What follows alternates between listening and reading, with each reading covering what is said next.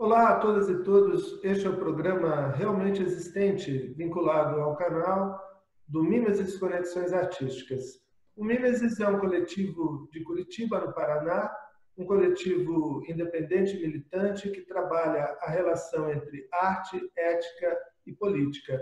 E dentro do canal do Mimesis, nós estamos promovendo o programa Realmente Existente, em que está tratando de temas políticos e geopolíticos numa perspectiva nacional e popular.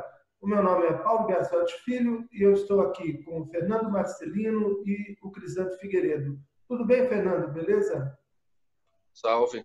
Legal. Crisanto, tudo bom? Tudo bem. Bom, como é natural, nós estamos numa série de programas que tratam da geopolítica do coronavírus.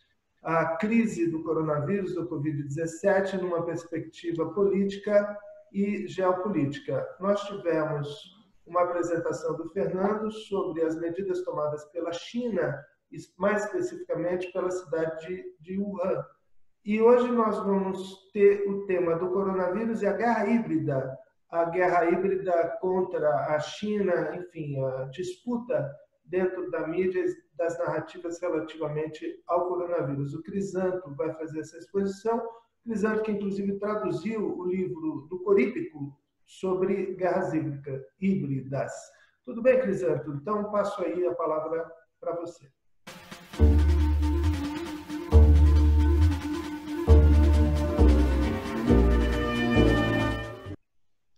Tudo bem, olá. Então, a gente, como o Paulo falou, vou falar um pouquinho sobre as guerras híbridas e o modo como isso está interferindo aqui na crise do coronavírus.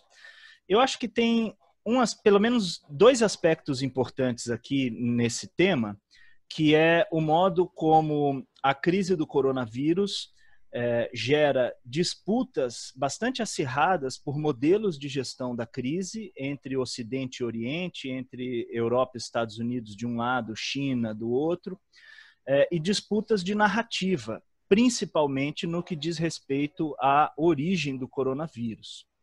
Eu gostaria, então, de comentar um pouquinho sobre que narrativas são essas que estão sendo disputadas nesse contexto, falar um pouquinho do contexto das guerras híbridas na China e comentar um pouco sobre as principais acusações que a China e os Estados Unidos andaram trocando nesse contexto nesse contexto de crise sanitária e de saúde, né? Primeiro ponto, acho, é a gente dizer o seguinte: quando a gente relaciona o tema coronavírus e guerras híbridas, a gente não está dizendo que a doença foi inventada ou que a doença é uma arma de guerra e ponto. A questão não é essa.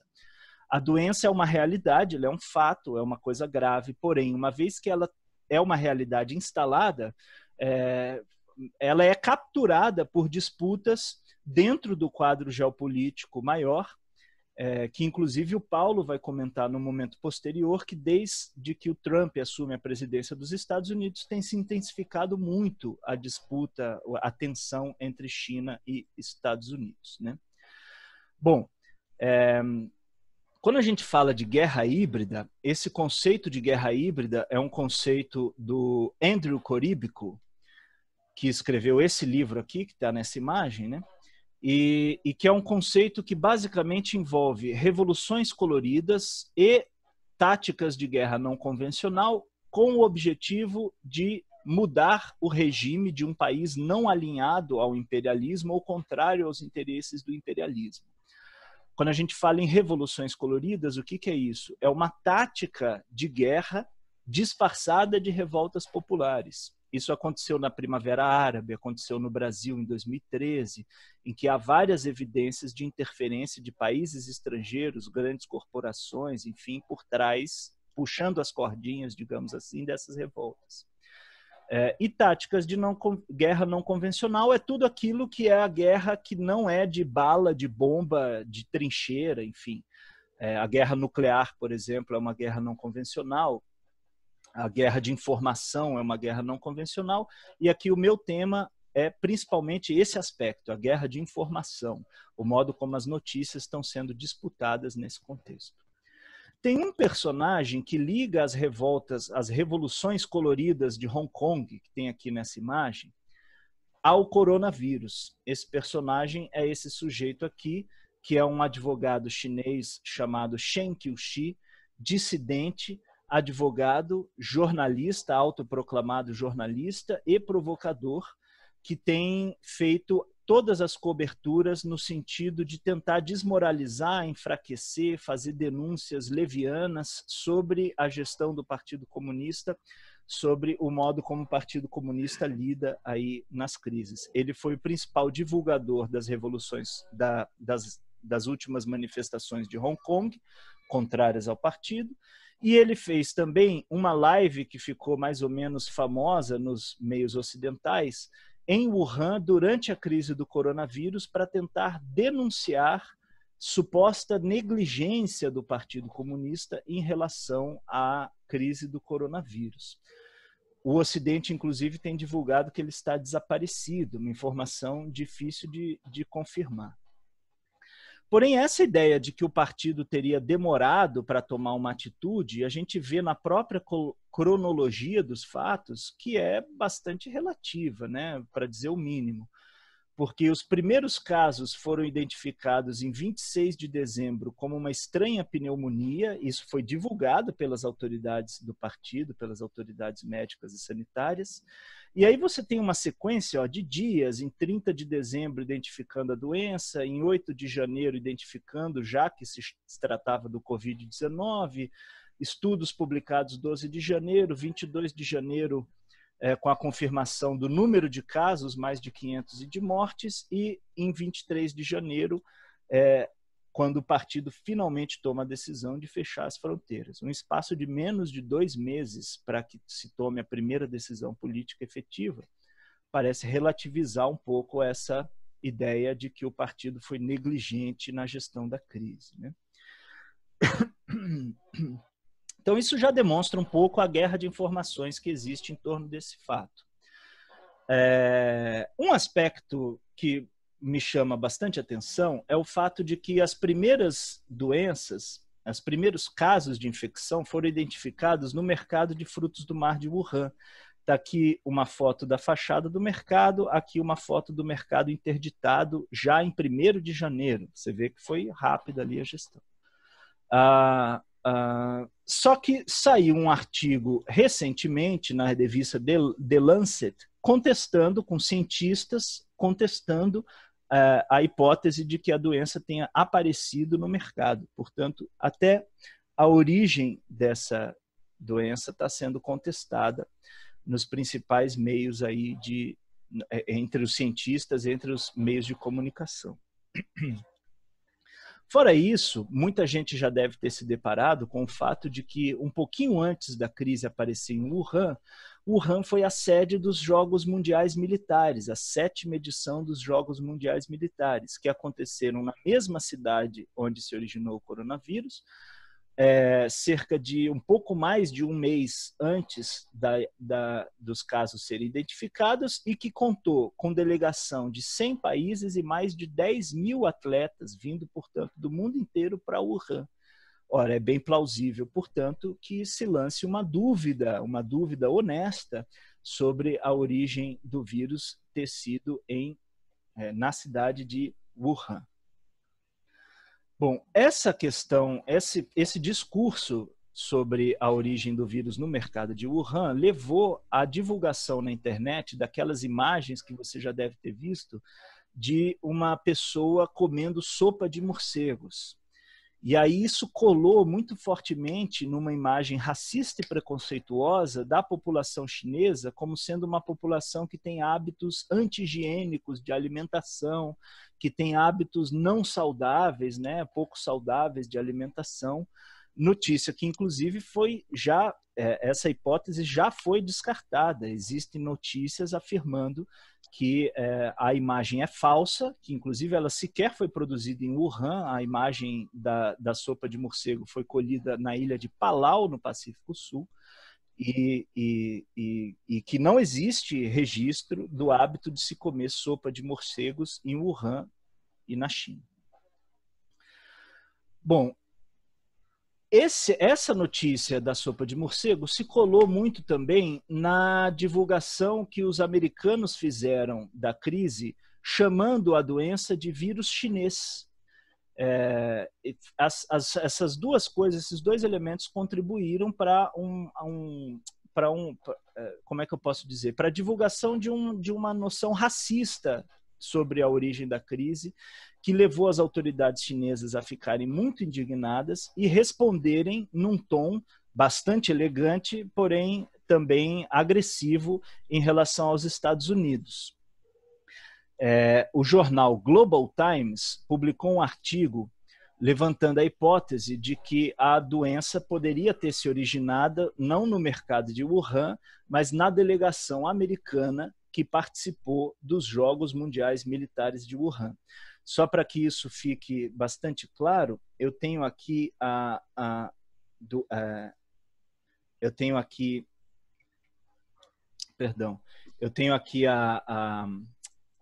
notícia do fato, mostrando que a delegação norte-americana que participou dos eventos teve alguns dos seus membros apresentando febres e outros sintomas coerentes com o coronavírus.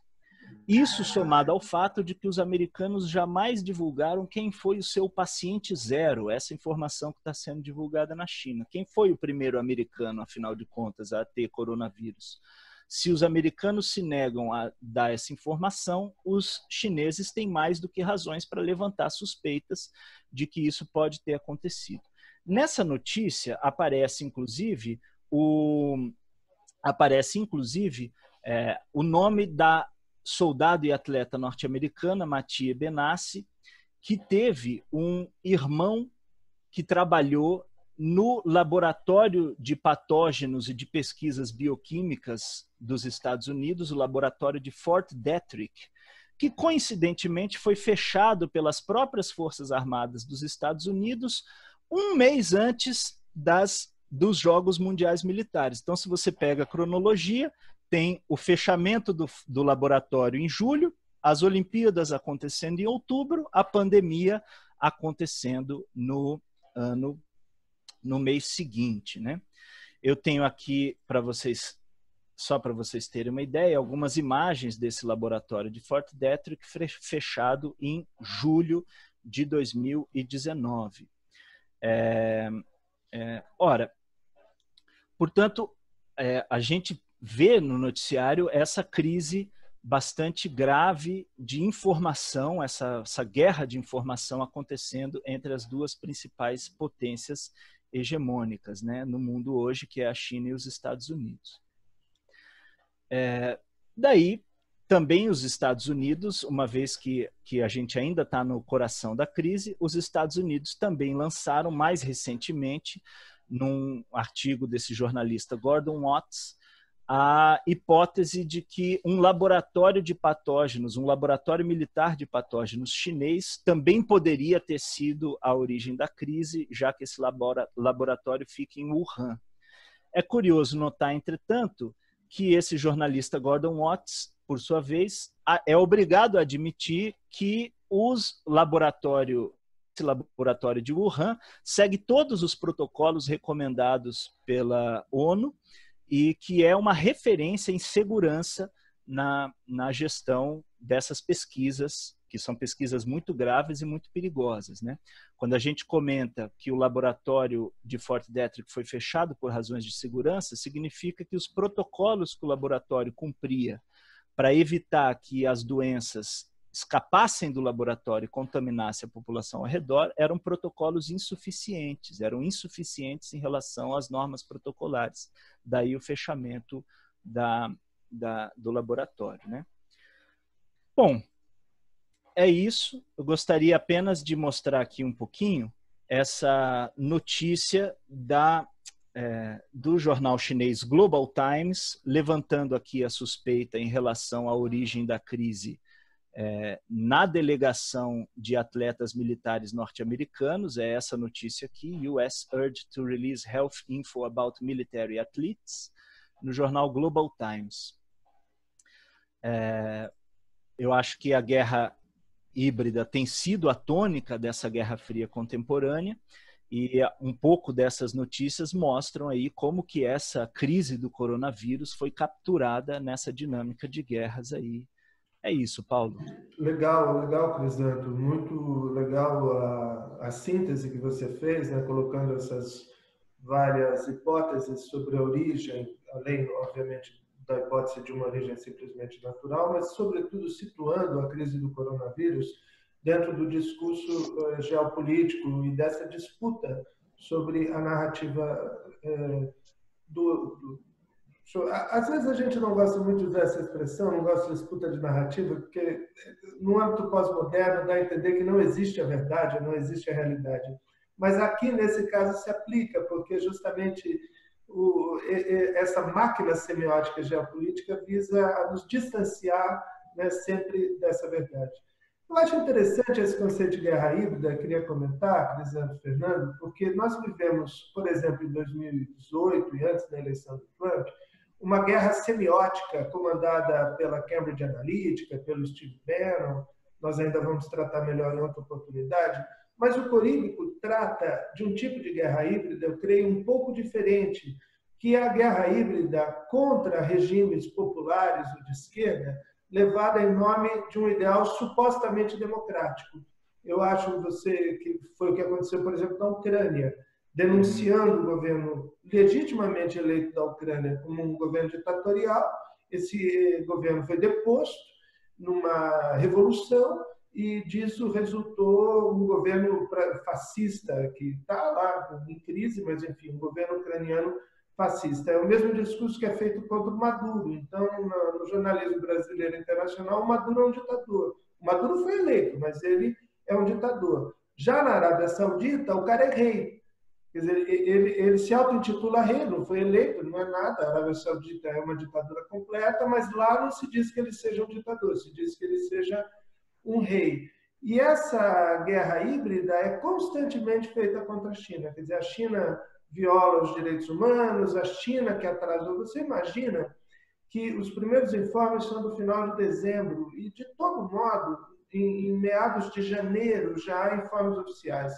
E os Estados Unidos, nós estamos há 3 meses dos primeiros informes, praticamente.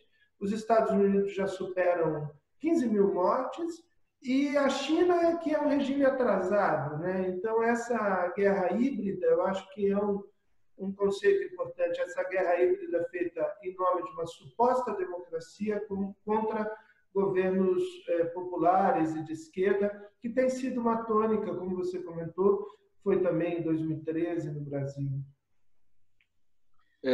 Sabe que eu acho que uma coisa muito preocupante que veio surgindo dessa guerra de informação é um grande aumento de mensagens de ódio contra a China, né?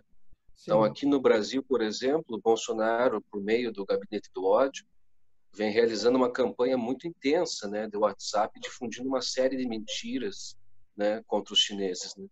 Então, já são centenas de conteúdos tentando culpar a China pela pandemia e estimular o ódio da população contra os chineses e asiáticos. Então, além das falas do Eduardo Bolsonaro, né, e do Weintraub, a gente vê coisas dizendo que existe uma conspiração, que a China criou o vírus, atentado terrorista para criar pânico e dominar o mundo, que é uma arma biológica, que a China ocultou o vírus. Aí a gente vê vídeos de chineses cuspindo, supostamente para espalhar o vírus. A mais surreal de todas é que eles estariam colocando nesse plástico bolha o vírus dentro do plástico bolha. Então, se você estoura ele, aí vem o vírus. Eles comem morcego, né? Que as pessoas estão morrendo na rua, que os chineses estão comprando cooperativas no Brasil, que compraram a Band, compraram a Globo, que a OMS é uma filial do Partido Comunista Chinês. Então, nessa guerra, todo mundo amando do Partido Comunista Chinês. Então, a gente vê que essa guerra de informação que está acontecendo sobre a origem do vírus, tudo também se reflete na política também nacional, né? Sim, perfeito. Essa narrativa de que o vírus se espalhou como uma zoonose porque os chineses comem qualquer coisa, ela é bastante difundida, né? É muito comum, né? Que é porque comiam morcego, porque comiam... E muitas vezes quem consome esses produtos vão ser os turistas, né? Que vão à China, na verdade, Pois até é. o contrário. Pois é, exatamente. A ideia de colar no outro os hábitos nojentos e tal, como se isso purificasse a nossa imagem, né? O Eduardo Imagina Said tratou disso, né, Cristiano? no conceito de orientalismo, né? Então você tem a ideia de atribuir ao oriental tudo aquilo que é uma negação do que nós imaginamos serem os valores ocidentais, né? Então, a pureza, a ética, os direitos humanos, bom, então lá no Oriente eles são nojentos, eles são ditatoriais, eles são estúpidos de não saberem que são vítimas de uma ditadura. Tudo isso vai compondo essa imagem e cola muito no discurso, né? Esse meme, inclusive, da sopa de morcego, como eu disse na apresentação, ele foi feito em Palau, na ilha do Palau. Isso lá, inclusive, é um hábito exótico e não é todo mundo que come, é gente que tem grana para consumir esse prato, que inclusive é caro. Então. Mas isso, assim, em questão de dias, se tornou uma notícia já veiculada na imprensa. Você encontra notícia, você encontra artigos de jornal comentando a possibilidade, como sendo verdadeira, a possibilidade dessa zoonose ser a origem, né? Eu me lembro também, não é exatamente esse tema, mas tem a ver, que recentemente teve a premiação do Oscar e o Democracia em Vertigem, um documentário brasileiro, concorreu, mas quem ganhou o melhor documentário foi o American Factory, que é inclusive produção do casal Obama. E que aí já é numa outra linha, não é na linha Trump, não é na linha tão escancarada como essa do plástico bolha, mas Sim. com mais elegância e sutileza chega no mesmo ponto que você comentou. Por que não dá certo fazer nos Estados Unidos a industrialização como os faz na China? Ora, porque na China eles aguentam jornadas de 20 horas semanais, de 15 horas semanais, porque lá eles são humilhados, são escravizados. E como são esses orientais, como está comentando o Crisanto, eles aceitam. Já nos Estados Unidos, se isso for implementado, não dá certo, porque, na verdade, no documentário, um chinês tenta fazer uma fábrica nos Estados Unidos e isso acaba não dando certo. Né? Paulo, antes da gente encerrar, eu gostaria só de mostrar aqui, ó, quem quiser saber um pouco mais sobre a relação entre o coronavírus e as guerras híbridas, está aqui no orientalreview.org, que é o órgão, inclusive, para onde o Coríbico escreve com frequência, e aqui a notícia do Leonid Savin, The Coronavirus and Hybrid Warfare. Bacana, vamos deixar na descrição do vídeo. Fernando, isso, mais um comentário? Não, acho que é isso, sim. Então, a gente situou na exposição do Crisanto o coronavírus dentro do contexto geopolítico maior de disputa entre a China e os Estados Unidos, e essa disputa certamente será tema de outros vídeos nossos. A gente agradece bastante quem acompanhou. Quem achar legal, deixa aí um like, né, Fernando? Que o pessoal deixa like no YouTube. Inscrevam-se no canal do Mimesis e vamos acompanhando temas políticos e geopolíticos numa perspectiva nacional e popular, no nosso programa Realmente Existente, aqui com o Paulo, o Fernando e o Crisanto. Tchau, gente. Até o nosso próximo vídeo. Até mais.